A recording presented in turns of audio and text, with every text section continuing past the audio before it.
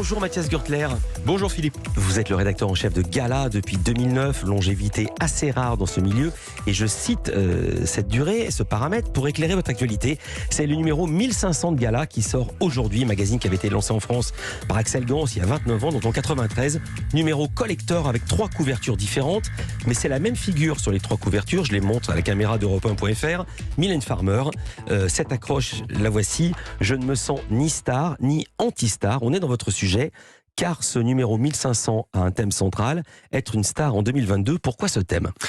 Parce que tout évolue, tout bouge, et que depuis maintenant presque 30 ans, Gala est l'observateur privilégié du star system, de la célébrité, et qu'on voit que tous les paramètres changent. Tous les paramètres changent. On voit bien qu'une star en 2022 n'est absolument plus la même que même en 2020, que les critères d'identification du public ne sont plus les mêmes. On n'aime plus les gens et on ne s'identifie plus à ces célébrités de la même manière ou pour les mêmes raisons qu'il y a encore quelques mois même. Donc tout change, et on voulait en être le témoin, le marqueur, et profiter de ce numéro exceptionnel 1500 à une époque où le papier devient une denrée rare. Arriver à 1500, c'est exceptionnel, et on voulait profiter de ce moment-là. Le papier devient une denrée rare et chère. On en dira peut-être un mot à la fin de cet entretien. Puisque vous en parlez, j'y arrive. En octobre 2019, vous aviez lancé une nouvelle maquette de Gala avec ce qui s'apparentait à un changement de philosophie du magazine, avec cet argument que les stars des années 2020 n'étaient plus les stars des années 90. Vous écriviez en 2019, Mathias Gürtler, il n'y a pas si longtemps, une star faisait rêver car elle était inaccessible. Aujourd'hui, c'est tout l'inverse. Et je me dis, ça contredit ce numéro 1500, non ?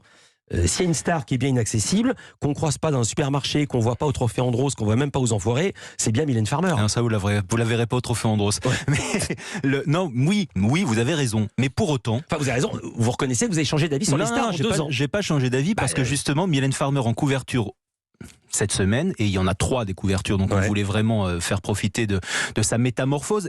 Vous verrez Mylène et un peu moins Farmer, en fait, sur ces couvertures-là. C'est-à-dire que pour la première fois sur les couvertures, vous verrez Mylène Farmer, c'est tout con, mais elle pose en jean.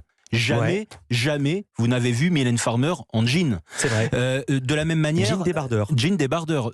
Et il y a même à l'intérieur peignoir et basket. Donc on voit bien que Mylène Farmer aujourd'hui, même Mylène Farmer, qui a quand même si elle dit qu'elle n'est ni star ni anti-star, mais pour autant, même Mylène Farmer qui a construit comme ça toute une image autour d'elle, une image un peu inaccessible, qui a fait rêver et qui continue à faire rêver depuis quasiment 4 décennies des fans motivés, même elle change son approche et a changé son approche. Et d'abord, je la remercie d'avoir accepté ce concept et ces photos. C'est Thomas Durand, notre journaliste, et Marcel Hartmann, le photographe, qui l'ont convaincu aussi, et toute son équipe. On voit Mylène sur ces photos. Et ça, je pense que ça en dit long aujourd'hui de l'époque, et ça en dit long de l'appréciation, de l'appréhension aussi qu'ont les stars par rapport à leur image. Mylène Farmer, mais également il y a des interviews dans ce gala des plus grandes célébrités françaises. Vous les avez choisies comment ? Il y en a 25. Sont vos préférées ? Sont celles qui ont accepté de vous répondre ? Ou les deux à la fois ?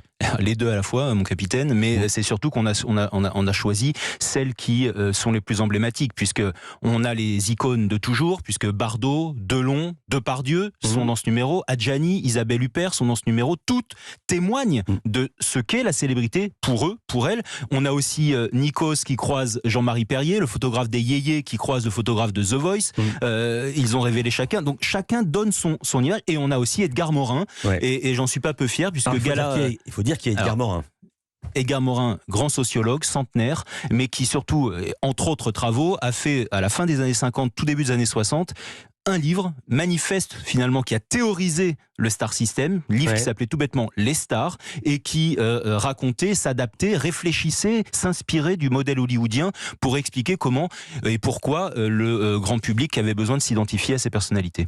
Et il donne aujourd'hui son regard sur ce qu'est devenu la célébrité en 2022. Voilà. Qu'est-ce qui vous a surpris dans ce qu'il dit ? En fait, lui dit que finalement les processus sont toujours un peu les mêmes, l'identification est toujours très forte, et qu'on a toujours besoin, que le grand public a toujours besoin de trouver des réponses dans ces modèles. Pour autant, ce sont les critères qui changent. Et on a fait d'ailleurs un sondage dans ce numéro avec Louis Harris Interactif. On va en parler du sondage. Je voulais juste vous demander, il y a 25 noms parmi les stars que vous avez choisis. Seulement 6 garçons.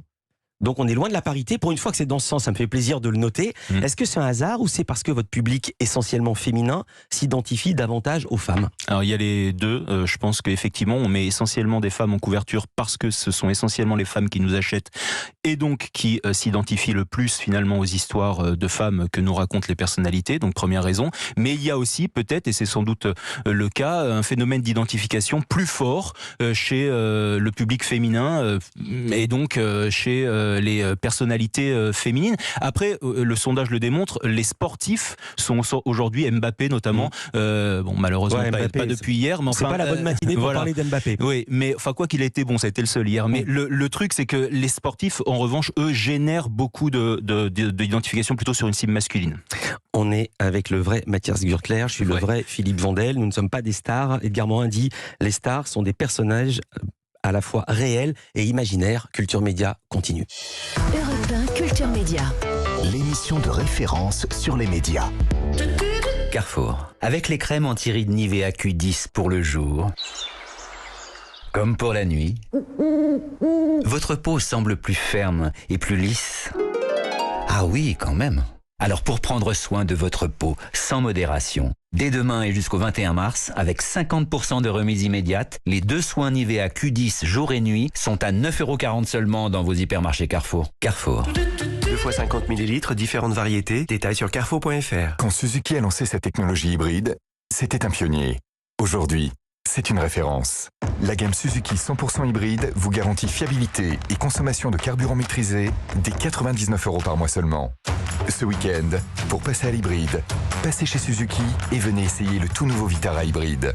Inis Hybride Avantage, LLD 37 mois, 30 000 km, premier loyer de 2 200 €, prime à la conversion de 1 500 € déduite. Valable jusqu'au 20 mars 2022, détails sur suzuki.fr. Pensez à covoiturer. Et voilà! Papa a fini la terrasse, c'est trop beau! Avec TerraStyle, posez vous-même votre terrasse. TerraStyle, une structure unique qui s'adapte à tous les terrains. Nos installateurs experts agréés vous proposent aussi un service pose. Avec TerraStyle, ma terrasse. C'est facile! Estimez votre projet sur terrastyle.com. Devinette, comment faire monter 7 randonneurs dans nouveau Dacia Jogger? C'est simple, 2 devant et 5 derrière. C'est parti pour l'aventure. Nouveau Dacia Jogger avec 7 vraies places. À découvrir pendant les jours essentiels du 10 au 14 mars. À partir de 6 € par jour, soit 180 € par mois, avec 4 ans d'entretien inclus. Pour Dacia Jogger essentiel Éco-G en location longue durée, 49 mois ou 50 000 km. Offre réservée aux particuliers du 1er au 31 mars. Concessionnaire participants et conditions sur dacia.fr. Au quotidien, prenez les transports en commun. Mesdames, Messieurs, bienvenue à bord de votre train TGV Inouï. En ce moment, la carte Liberté est à prix promo 299 € au lieu de 399 €. Profitez de billets à tarif réduit unique en France et en Europe, même en dernière minute. Entre nous, elle est rentabilisée dès 4 allers-retours. Alors à vous les déplacements pro. Jusqu'au 28 mars, la carte Liberté TGV Inouï est à 299 € seulement. Profitez-en. Port du masque obligatoire. Vente et informations sur le site et l'application SNCF Connect, en gare, boutique, agence de voyage agréée SNCF et par téléphone. Il y aura toujours un TGV Inouï sur lequel compter. 9h, 11h. Europe 1 Culture Média. Philippe Vandel. C'est le numéro 1500 de Gala qui sort aujourd'hui avec ce titre « Être une star en 2022 ». Mylène Farmer en couverture, 3 couvertures différentes, toutes avec Mylène Farmer. Nous sommes avec le rédacteur en chef de Gala, Mathias Gürtler. Parmi les garçons stars que vous avez fait témoigner, il y a Gérard Depardieu, ça peut dire qu'il est une star. Il vous explique qu'il fuit la célébrité. Et il raconte ses débuts de carrière. Il dit « La célébrité d'alors n'était pas celle de maintenant, elle avait plus d'allure ». Est-ce que vous êtes d'accord avec ça ? Disons qu'elle était peut-être... Bon, non, elle était différente, elle était flamboyante, forcément. En plus, la photo, puisqu'on a demandé à des stars, dont Depardieu, de choisir une photo illustrant comme ça la célébrité, leur notoriété. Il est avec Barbara et Marguerite Duras. Donc forcément, on peut imaginer ce qu'il sous-entend par flamboyant, mais elle est complètement différente. Elle est complètement différente dans la manière aussi de se raconter. Et c'est ce qu'on évoque dans tout le numéro. Alors, il y a des interviews de gens qui sont parfois des inconnus du grand public, ou alors c'est générationnel.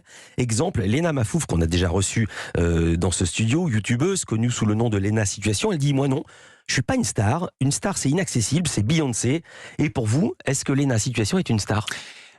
pour moi, parce que j'ai 44 ans, non, mais pour mes enfants et sans doute les vôtres et ceux de nos auditeurs, oui, parce que bien entendu que les youtubeurs aujourd'hui, ce sont les personnalités qui créent de l'identification, toujours pareil. Plus de 50% des moins de 35 ans considèrent les youtubeurs et les influenceurs comme des stars. C'est dans Gala que j'ai découvert ça, puisque vous avez assorti ce papier, ce numéro d'un sondage Harris Interactif. Oui, l'idée c'était d'aller interroger 1000 Français représentatifs, bien entendu, et de leur demander aujourd'hui d'abord s'ils aimeraient être une star. Alors ce qui est assez étonnant, c'est que assez peu disent qu'ils aimeraient l'être, mais de leur demander quels sont aussi les métiers. Non, attendez, dites pas ça. Dans les années 80-90, quand on demandait aux enfants ce qu'ils souhaitaient pour leur avenir, ils répondaient être riches.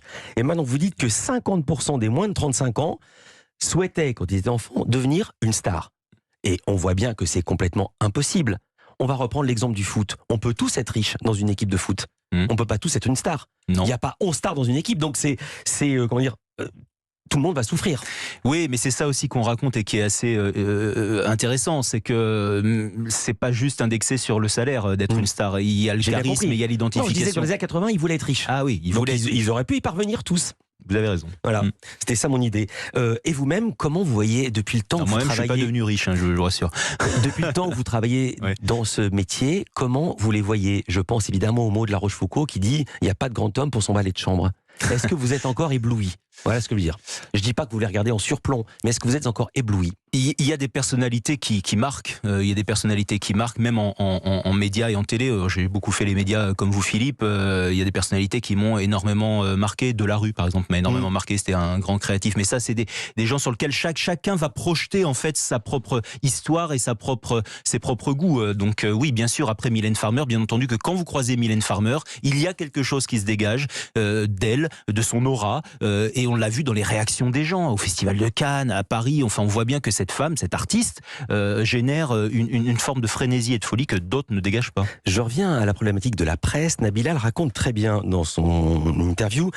Après sa révélation, c'était dans une émission de télé-réalité, la presse traditionnelle ne cessait de l'allumer, de la moquer, ou alors parler d'elle en se pinçant le nez, en la regardant de très haut. Et puis, sont arrivés les réseaux sociaux. Nabila est devenue son propre média. Elle n'a plus besoin de la presse traditionnelle pour faire parler d'elle. Et là, je la cite. Elle dit « Il y a eu Instagram et les rôles se sont inversés. J'ai pris le dessus. » Vous êtes d'accord avec ça? Ce sont maintenant les stars qui imposent leur rythme aux journaux? Oui et non, parce que effectivement, elles sont autonomes, elles ont leurs propres journaux, leurs propres médias à travers leur compte Insta ou TikTok ou chaîne YouTube. Pour autant, ils sont tous demandeurs d'être dans le média papier. Il y a quelque chose d'assez étonnant, et je peux même vous raconter que les grands réseaux sociaux exigent pour certifier une personnalité, vous savez, pour lui mettre ce petit triangle bleu là, pour dire que c'est leur vrai compte. Certifier le compte bleu sur Twitter. Pour dire certifier un compte, beaucoup de réseaux sociaux exigent des preuves de notoriété. Et quelles sont les preuves de notoriété? Une publication dans la presse écrite. Et ça, on voit bien que des personnalités comme Nabila et des moins connus, Léna Situation vous dira la même chose. Être dans la presse écrite est aujourd'hui un témoin, un marqueur de notoriété fort. Ça marche dans les deux sens, puisque la presse écrite Gala a investi les réseaux sociaux et ça marche pas qu'un peu. Bah non, pas qu'un peu, puisqu'il y a en Europe, par exemple sur TikTok, qui est un média social jeune, il n'y a pas un compte média le plus puissant. On a 2 600 000 followers sur TikTok. Pourquoi? Parce qu'en fait... Gala est le compte TikTok le plus puissant d'Europe. Voilà, parce que avec 2 600 000 abonnés, pourquoi? Parce qu'on a réussi à convertir notre ADN, c'est-à-dire raconter, être au plus près de la vie des stars, en vidéo. Nos reporters se déplacent sur tous les événements, parfois plusieurs par soir, à la Fashion Week, et filment au plus près des stars. Il n'y a pas de vidéo volée, on est juste au plus près des stars. Et ces images-là, qui n'existent nulle part ailleurs dans le monde, sont sur notre compte TikTok et sont repris par les différents algorithmes du monde entier et créent ce succès que vous avez décrit. Vous le faisiez à Cannes, et justement pendant le festival de Cannes, Gala change de rythme, il devient Gala Croisette, quotidien gratuit, tiré à 15 000 exemplaires. Il va revenir cette année? Bien entendu, ce sera la 13e année. En plus, on reviendra à une date traditionnelle, donc à partir du 17 mai, un numéro par jour. On parlait de Mylène Farmer, il s'est passé, et vous allez voir que ça aussi c'est un témoin, un marqueur de notoriété très forte. Le magazine, il est offert à Cannes. 15 000 exemplaires, vous le disiez, on est dans toutes les chambres d'hôtel, dans tous les plages, le palais des festivals et dans la rue. Il est offert. La première couve qu'on a faite, c'était Mylène Farmer, puisqu'elle était dans le jury, elle avait déjà accepté de poser pour nous. Le numéro était en vente 30 € avant la fin du festival de Cannes sur eBay. Le numéro gratuit. Le numéro gratuit. Ça veut dire quoi? Ça veut dire que les gens d'abord qu'ils l'avaient loupé, le voulaient, et surtout étaient prêts à payer, et surtout avaient besoin d'un marqueur papier, une affinité particulière avec le papier. Et ils étaient prêts à payer pour ça. Vous savez quoi, je viens de comprendre pourquoi vous avez fait 3 unes différentes avec Mylène Farmer. Comme ça, certaines personnes vont acheter les 3. Merci beaucoup, Mathias Gürtler. Et puis on